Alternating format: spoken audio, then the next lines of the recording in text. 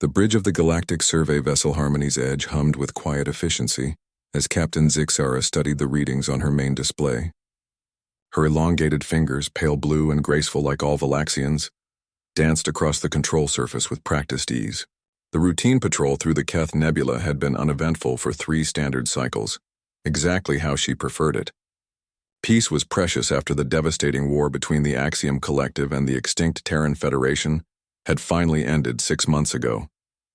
"Captain, we have an anomaly on long-range sensors," called Science Officer Kelnoth from his station. His voice carried the melodic quality typical of their species, but there was an edge of curiosity that made Zixara turn toward him. The Valaxians had evolved from peaceful herbivores on a garden world, and their natural tendency was to approach mysteries with caution rather than aggression. "What kind of anomaly?" Zixara asked, moving with the fluid grace of her people across the pristine white bridge. Everything aboard the Harmony's Edge was designed for comfort and efficiency, from the soft lighting that matched their homeworld's gentle sun to the cushioned stations that accommodated their tall, slender frames. Kelnoth's large, dark eyes reflected the glow of his instruments as he worked. "Unknown vessel, approximately 200,000 kilometers off our starboard bow. It appears to be drifting without power, though I'm detecting minimal energy signatures. The configuration doesn't match any ship in our databases." "Pirates?" asked Security Chief Mordax, his hand instinctively moving toward his sidearm. Unlike most Valaxians, Mordax had volunteered for security training after losing family members in border raids years ago. He was still gentle by galactic standards, but he took his protective duties seriously. "Unlikely," Kelnoth replied, adjusting his sensors for a deeper scan. "The hull composition is strange. It seems to absorb our sensor beams rather than reflect them. I'm having difficulty getting detailed readings."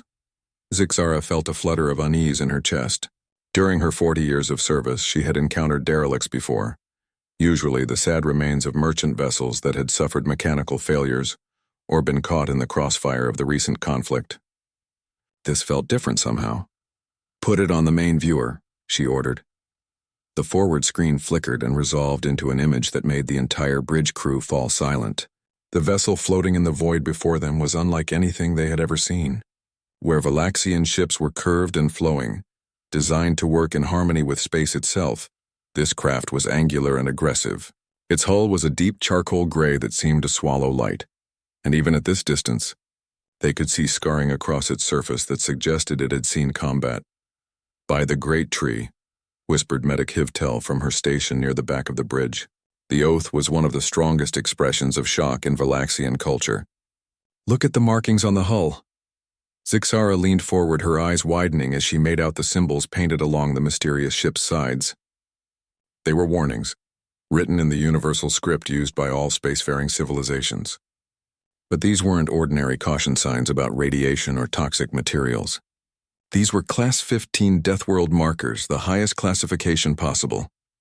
"That's impossible," Mordax said, his voice barely above a whisper. "No species in the galaxy can survive on a Class-15 world. The radiation alone would kill anyone in minutes. The gravity would crush our bones. The atmospheric composition would dissolve our tissues." Kelnoth's instruments chirped softly as he completed his analysis. "Captain, according to the decay patterns of the hull plating and the drift trajectory, this vessel has been here for approximately 6 standard months. That would place its arrival just after the final battle of the war. Could it be a Terran vessel?" Hivtel asked. The question hung in the air like a poisonous gas. Everyone in the galaxy knew what had happened to the Terrans. Their homeworld, the legendary Deathworld called Earth, had been destroyed by the Axiom Collective in the war's final desperate act. The entire species had been wiped out, their colonies abandoned, their mighty fleet scattered to cosmic dust. "The Terrans never used hull configurations like this," Mordax replied, studying the tactical display. "Their ships were more conventional, adapted from captured technology. This looks purpose-built for something we can't even imagine." Zixara made a decision that would haunt her for the rest of her life. Kelnoth, continue scanning. "I want to know everything about that vessel." Mordax, prepare a boarding party. If there are survivors aboard, they might need medical attention." "Captain," Kelnoth said carefully, "regulations require us to report any Class-15 material to the Galactic Council immediately. We shouldn't approach without proper authorization and hazmat protocols. I'm aware of the regulations, Zixara replied, but something in her gut told her that following protocol might mean missing something important. But if there are injured beings aboard that vessel, I won't abandon them to die while we wait for bureaucrats to make decisions. We'll board carefully and report our findings afterward. The next hour passed intense preparation. Mordax selected 2 volunteers for the boarding party, both experienced in hazardous environment operations. Hivtel prepared emergency medical supplies, though she privately wondered what kind of being could survive on a world classified as uninhabitable. The environmental suits they wore were the best Valaxian technology could provide, but they felt inadequate against the unknown. As the Harmony's Edge maneuvered closer to the mysterious vessel, more details became visible. The ship was massive, easily twice the size of their survey vessel, with weapon ports that had been sealed shut and armor plating that showed signs of combat damage. But most unsettling were the viewports along its hull, dark windows that suggested someone might still be looking out. Life support readings are confusing, Kelnoth reported as they approached docking range. The atmospheric composition inside that ship should be lethal to any known species, but the readings suggest it's being actively maintained. Temperature is stable. Oxygen-nitrogen mix is present, but the pressure readings are 3 times what we consider safe. Could the sensors be malfunctioning? Zixara asked hopefully. I've run diagnostics twice. The readings are accurate. The docking procedure was surprisingly smooth. The mysterious ship's airlocks responded to universal docking codes, suggesting that whoever built it wanted to maintain some connection to galactic civilization.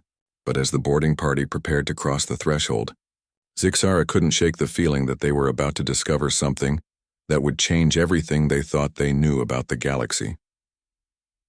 Boarding party, report your status every 5 minutes, she ordered over the communication system. At the first sign of danger, return immediately. Mordax's voice crackled back through the speakers. Understood, Captain. Beginning boarding procedures now. As she watched her people disappear into the alien vessel, Zixara wondered if she had just made the greatest mistake of her career. The warnings painted on that hull weren't meant to keep people out. They were meant to warn the galaxy about what lived inside. The airlock hissed open with a sound that made Mordax's spine tingle with unease.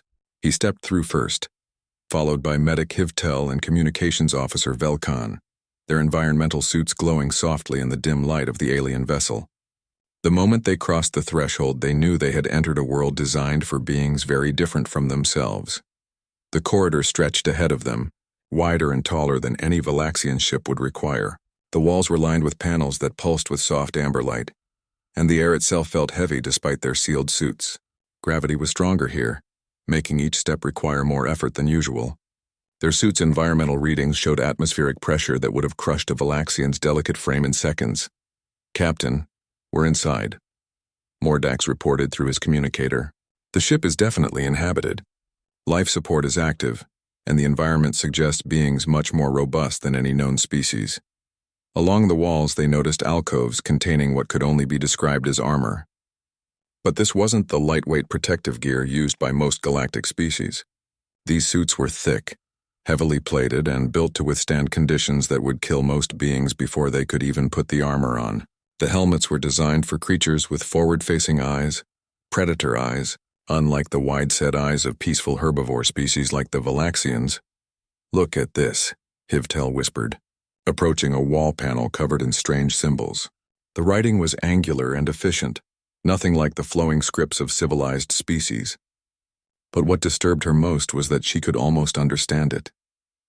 The universal translator in her suit was picking up familiar patterns, as if this language was somehow related to known galactic tongues.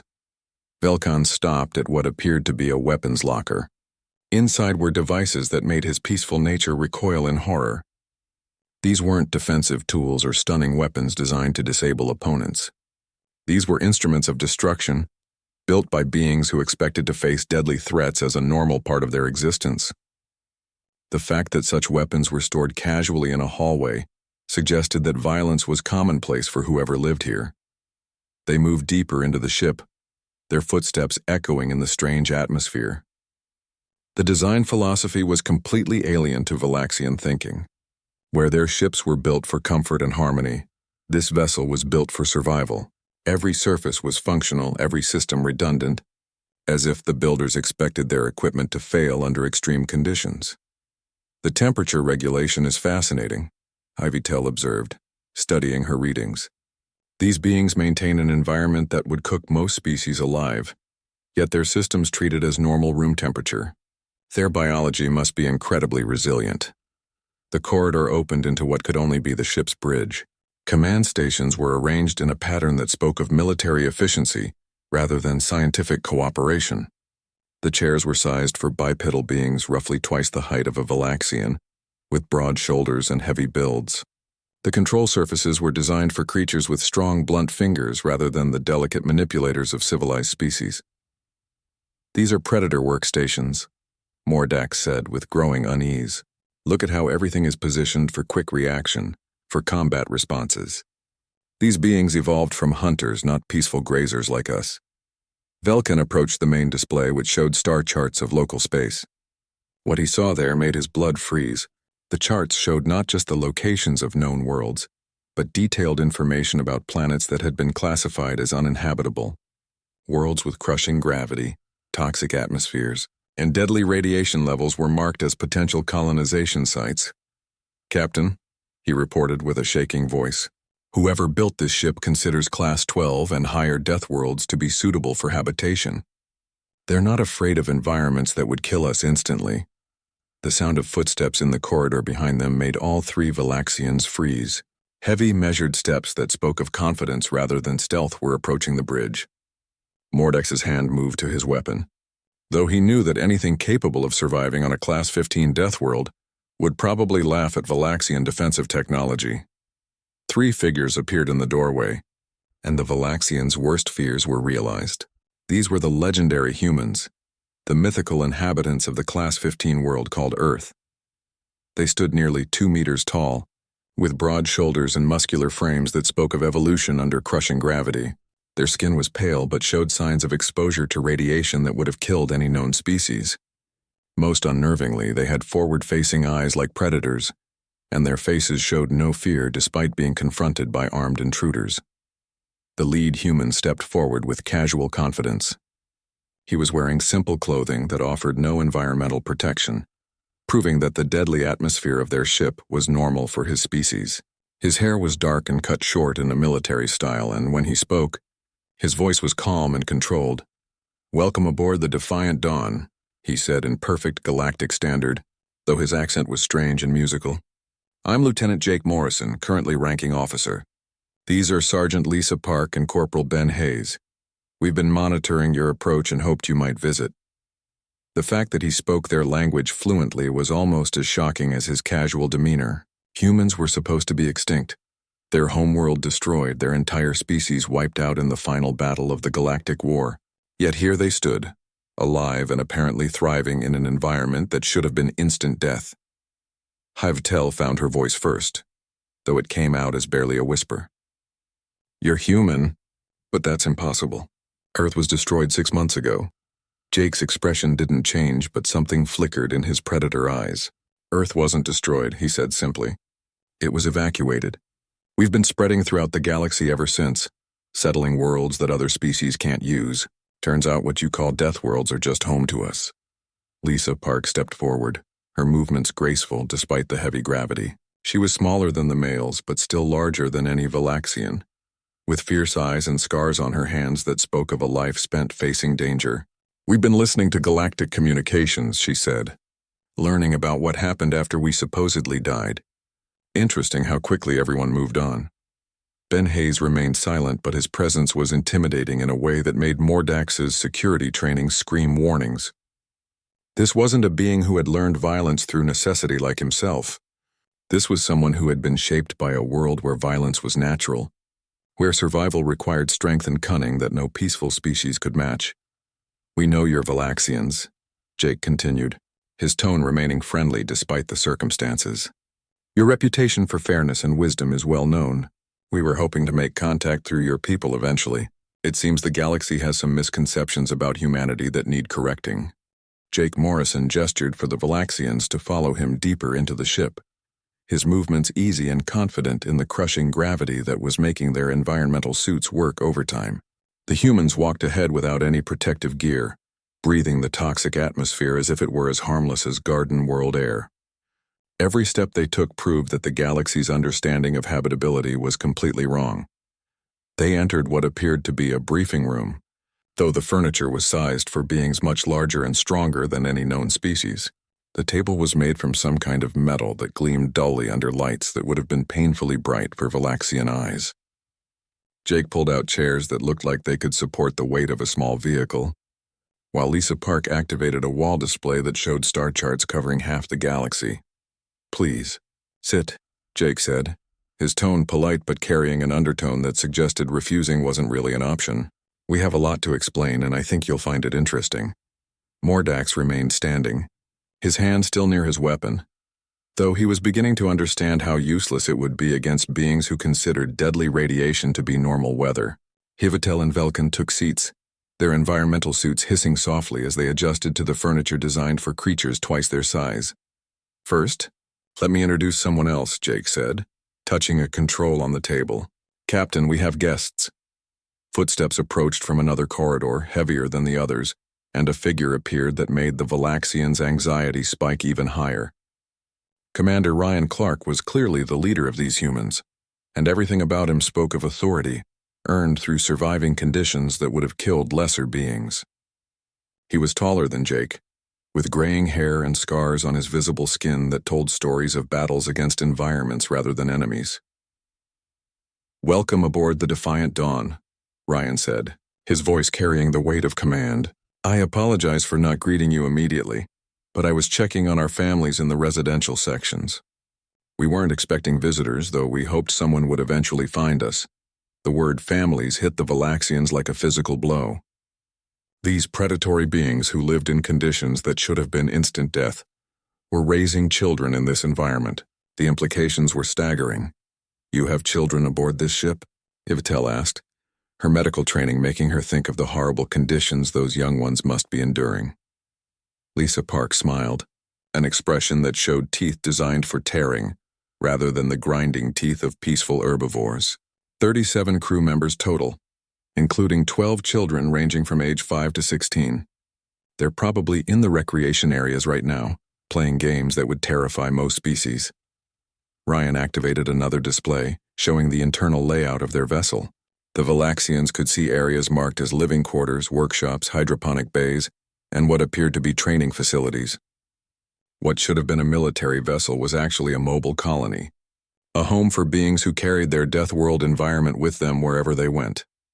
"Let me explain what really happened to Earth," Ryan said, settling into his chair with the casual confidence of someone who had never known fear of his environment. "The galaxy was right about one thing. Earth is a Class-15 Deathworld.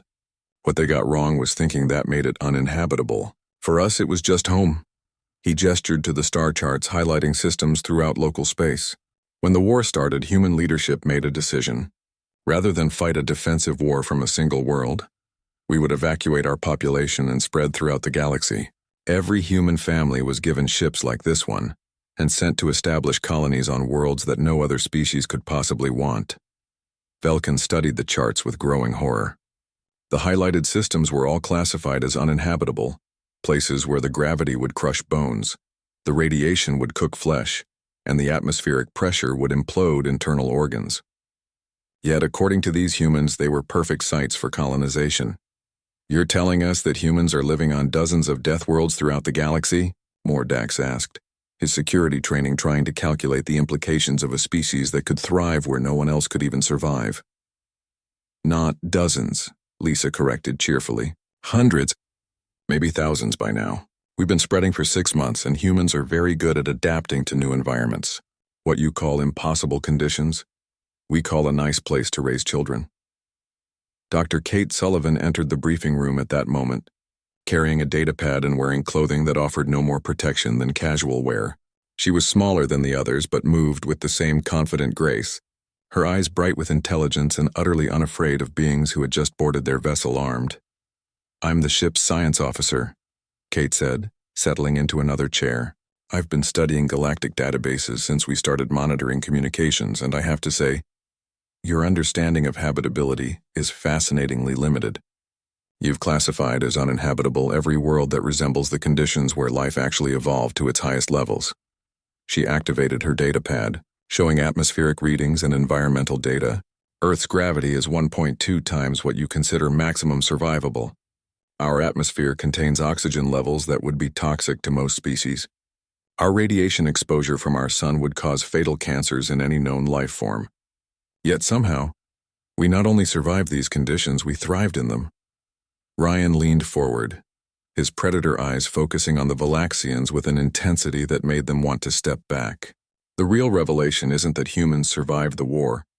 It's that we've spent the last 6 months establishing ourselves as the dominant colonizing force in the galaxy. And nobody even noticed because we're living in places you can't go. The implications were staggering. While the rest of the galaxy mourned the extinction of humanity and fought over the habitable worlds, humans had quietly claimed the most resource-rich and strategically valuable real estate in known space. They hadn't retreated after the war. They had expanded into an ecological niche that no other species could fill. "What do you want from us?" Hivtel asked, her medical mind trying to process beings who considered deadly environments to be suitable for raising families. "Nothing threatening," Jake assured her. "We want to rejoin galactic civilization, but we understand that our sudden reappearance might cause panic. We've learned a lot about galactic politics by monitoring communications, and we think a gradual reintroduction would be better for everyone. Besides," Lisa added with that predator smile, "we've developed some interesting technologies during our exile. Turns out when you expect your equipment to work in impossible conditions, you build much better equipment. We think the galaxy might benefit from some human engineering perspectives." Ryan Clark stood up from his chair with fluid grace despite the crushing gravity and gestured toward the door. "Would you like to see more of our ship? I think it might help you understand what humanity has become during our supposed extinction." The Valaxians followed reluctantly, their environmental suits working harder with each step to keep them alive in conditions that the humans found comfortable. Jake Morrison led the way through corridors that bustled with activity, though what they saw challenged everything they thought. They knew about civilized behavior. They passed a workshop, where a human woman was casually handling materials that would require full hazmat protocols for any other species. Engineer Maria Santos looked up from her work and smiled warmly at the visitors, completely unaware that she was working with substances that could kill them through their environmental suits. Her hands moved confidently over components that glowed with radiation levels that should have been fatal. "Maria's retrofitting some of our communication equipment," Ryan explained as they watched her work. "Human engineering tends to be more robust than galactic standard, because we assume our operators can function in harsher conditions. Turns out when you don't have to worry about radiation shielding or pressure suits, you can build much more efficient systems." The next area they entered made Hivtel gasp in horror. It was clearly a recreation area where human children were playing games that looked like combat training. Young humans between the ages of 8 and 15 were engaged in activities that involved weights that would crush Valaxian bones, agility courses that required surviving impacts that would be fatal to most species, and endurance challenges in atmospheric conditions that should have killed them instantly. A human child who couldn't have been more than 10 years old approached them, her movements confident and unafraid despite facing alien visitors. "Hi," she said brightly. "I'm Amy Chen. Are you really aliens? Dad said you might visit us someday." The casual fearlessness of this child, who was living in conditions that would kill an adult Valaxian in minutes, was more unsettling than any weapon they had seen. She was playing in an environment classified as uninhabitable, treating deadly radiation levels as normal playground conditions.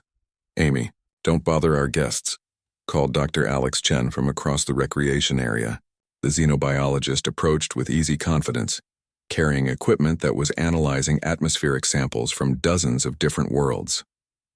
"She's excited to meet other species. We've been teaching the children about galactic diversity, though most of what we found in the databases turned out to be incomplete." Alex activated a portable display showing data from worlds throughout local space.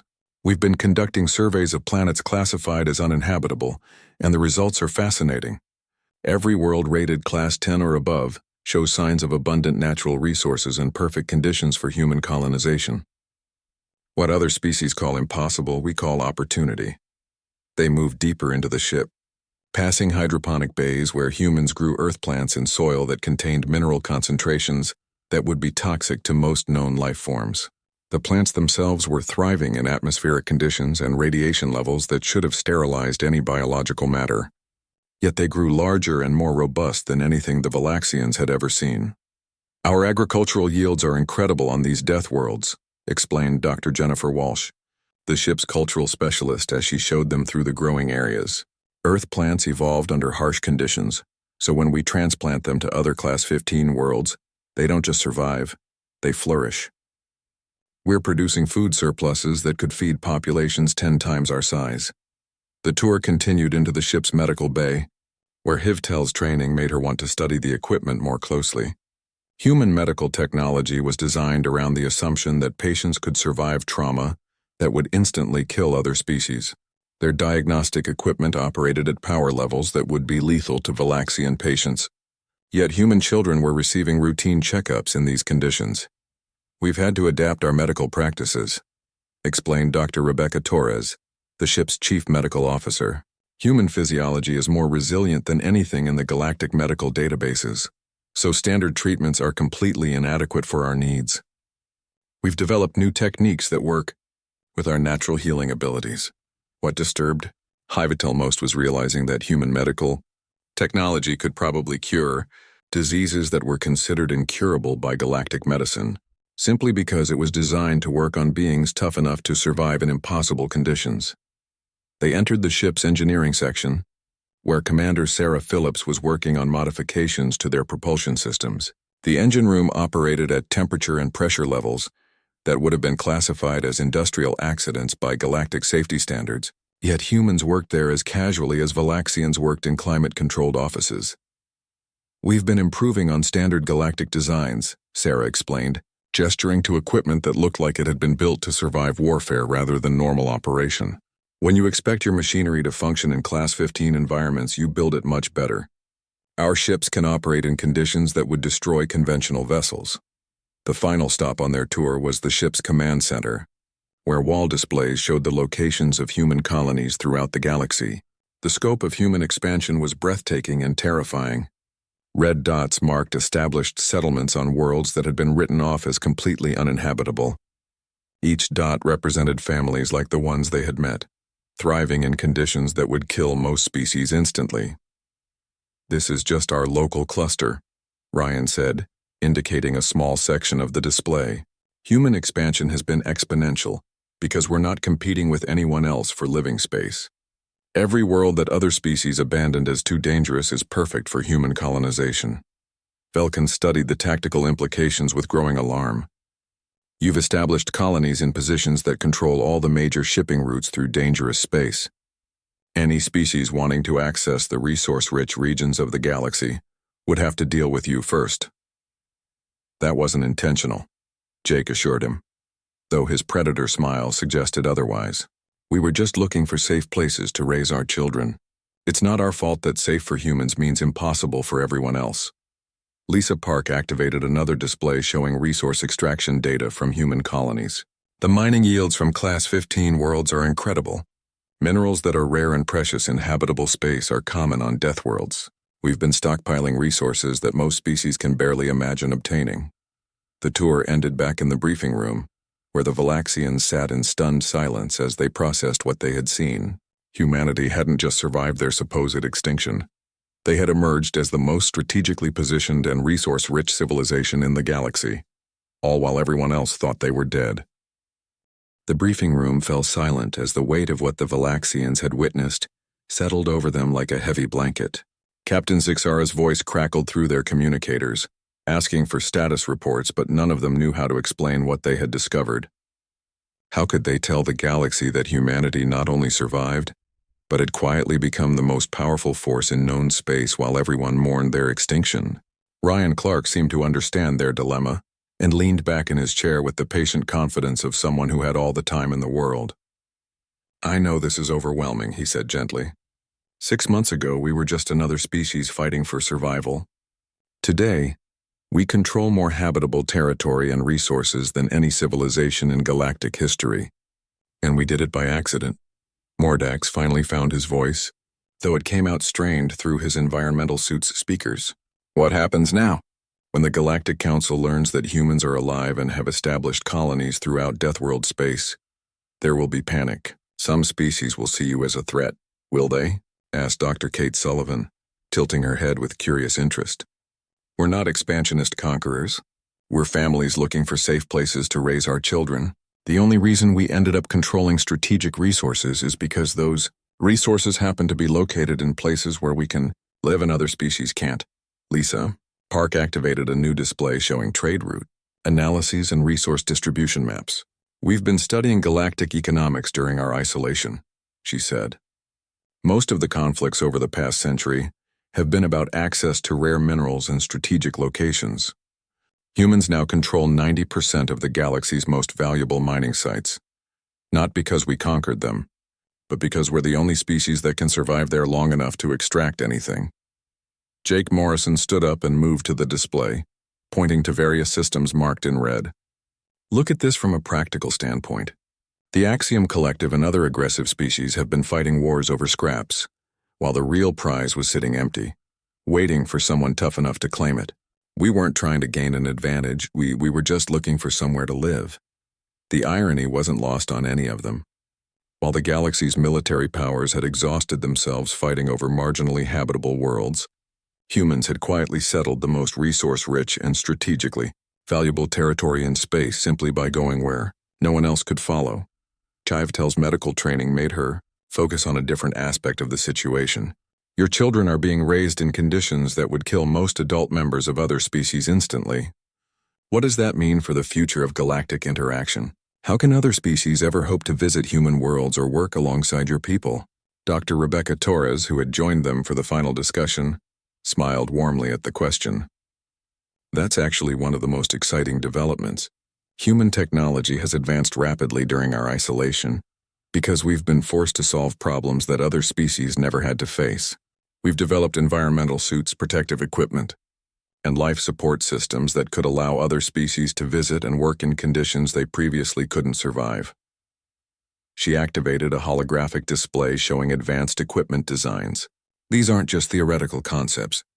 We've built and tested gear that could let a Valaxian work safely on a Class 12 world, or allow other species to visit human colonies without risk. We want to share these technologies, not keep them to ourselves. Ryan nodded approvingly. Humanity's greatest strength has always been our ability to adapt and overcome challenges. During our exile, we've learned that our real value to galactic civilization isn't as warriors or conquerors, but as problem solvers. We can go places and do things that other species can't, and we can help them do the same. Commander Sarah Phillips brought up another display showing infrastructure development on human colonies. We've been building cities, spaceports, and industrial facilities on worlds that were written off as completely useless. These installations could serve as stepping stones for other species to access regions of space that were previously unreachable. Instead of barriers, our colonies could become bridges. The concept was revolutionary. Rather than humanity being a threat to galactic stability, they could become the key to unprecedented expansion and development. Their ability to thrive in impossible conditions made them natural partners for any species wanting to access the galaxy's most challenging frontiers. Velkan had been quietly calculating the political implications and finally spoke up. The Galactic Council will need time to process this information. The discovery that humans are not only alive but have established the largest territorial presence in the galaxy will require careful diplomatic handling. We understand, Ryan said. That's why we're hoping to work through the Valaxians initially. Your people have a reputation for fairness and wisdom that's respected throughout the galaxy. If you're willing to serve as intermediaries, we can begin the process of reintegration gradually. Jake moved to another control panel and brought up communication logs. We've been monitoring galactic news feeds and diplomatic channels. We know about the power struggles that have developed since the war ended, and we think human colonies could provide neutral ground for negotiations between hostile species. It's hard to fight wars when you can't even survive in the environment where the peace talks are being held. The genius of the proposal was obvious. Human territories could serve as neutral zones simply because no other species could establish a military presence there long enough to pose a threat. Deathworld conditions would enforce peace better than any treaty or monitoring system. Dr. Jennifer Walsh presented the final piece of their proposal. We're not asking for recognition as a galactic power or demanding territorial rights. We're offering partnership. Human colonies can provide resources that other species need, safe meeting grounds for diplomacy, and technological solutions to environmental challenges that have limited expansion for centuries. As the Valaxians prepared to return to their ship, Amy Chen appeared in the doorway again, still cheerful and unaware of the historic significance of this meeting. "Are you leaving already?" she asked. "I wanted to show you my rock collection from different worlds." The casual innocence of a human child who collected samples from multiple Deathworlds as a hobby somehow crystallized the entire situation. This wasn't a species of conquerors or monsters. These were families who happened to be tough enough to live where no one else could, and generous enough to want to share the benefits with everyone else. Ryan escorted them back to the airlock, where the environmental transition reminded them once again of the impossible conditions humans considered normal. "Take your time deciding how to present this to your people," he said. "We've waited 6 months to make contact, and we can wait longer if needed. But remember, we're not going anywhere. Human colonies are permanent installations now, and we're ready to be good neighbors whenever the galaxy is ready to have us back." As the Valaxians returned to their ship, they carried with them the knowledge that would reshape galactic civilization, and the understanding that humanity's greatest victory had been achieved not through conquest, but simply by being themselves.